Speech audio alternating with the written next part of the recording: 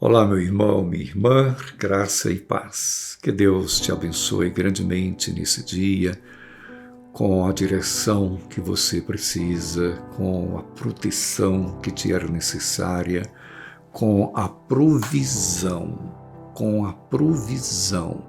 na tua casa e na tua família. Porque servimos a um Deus abençoador, a um Deus misericordioso, a um Deus compassivo. Eu quero retomar aqui no capítulo 3 a relação familiar, doméstica, a experiência cristã no seio da família. Nem todos entendem bem, às vezes a desinformação é por parte da mulher, às vezes a desinformação é por parte do homem, quando o apóstolo Paulo diz assim: esposas, sede submissas ao próprio marido. Ou quando diz ao marido, amai a vossa esposa.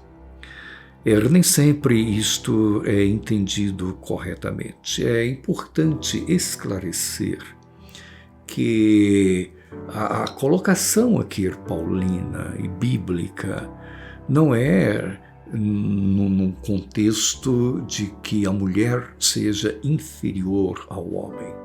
Não é nesse sentido. Ela não se submete ao homem porque não tem a capacidade do homem. Não é isto. O que Paulo está dizendo é algo, podemos dizer assim, do ponto de vista natural, lógico, e do ponto de vista administrativo, necessário. Por que do ponto natural, lógico? O homem, ele era o provedor. Ele era o provedor. Deus o levantou como sendo o provedor. É bem verdade que em nossos dias nós temos várias situações inversas, onde é a mulher quem hoje provê, às vezes é ela quem está trabalhando, às vezes o marido está desempregado, mas no geral é o homem que é levantado como o provedor, que é levantado como o cabeça. Então, o homem como provedor. Você imagine a situação inversa. Vamos imaginar que fosse a mulher. Que Deus levantasse a mulher no lar para ser a provedora. Como que ficaria durante o tempo de gestação? Como que ficaria durante o tempo de dar à luz? O tempo de recuperação, como que ficaria a provisão do lar? Então Deus, até do ponto de vista natural, lógico, esse papel deveria ser do homem. E do ponto de vista administrativo, uma empresa, ela precisa de um gerente. Uma cidade, um estado, um país precisa de um governante. Então, em todas as esferas, há necessidade de ser levantado alguém para liderar, para ser o cabeça. E no lar, Deus colocou o homem como o cabeça. Mas isto não lhe dá a prerrogativa de fazer o que bem quer. Não dá o direito de se comportar de forma inadequada. Aqui diz o texto que a esposa deve ser submissa ao esposo como convém no Senhor. Ou seja, se lhe for exigido algo que não convém ao Senhor, não deve ser feito, não deve ser acatado.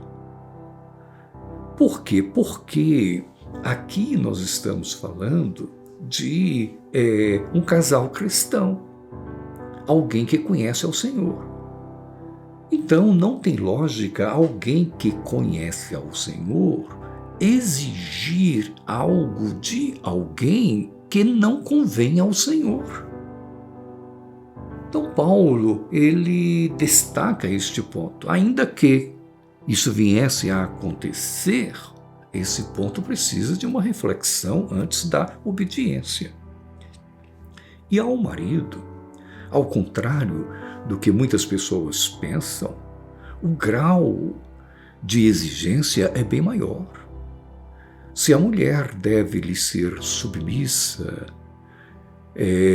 por outro lado, o marido deve amar a esposa. Então, ele deve ter um amor à esposa como Cristo amou a igreja. Lá em Efésios ele vai detalhar isto. Como que foi o amor de Cristo para com a igreja? Cristo se entregou. Cristo sofreu por ela. Cristo foi humilhado. O Senhor padeceu por amor à igreja. Então, assim deve o marido amar sua mulher. Então, mulheres, não há demérito nenhum em se submeter ao marido no que convém ao Senhor. E o marido deverá amar a mulher e não tratá-la com amargura. Que Deus abençoe você, mulher, esposa. Que Deus abençoe você, homem, marido.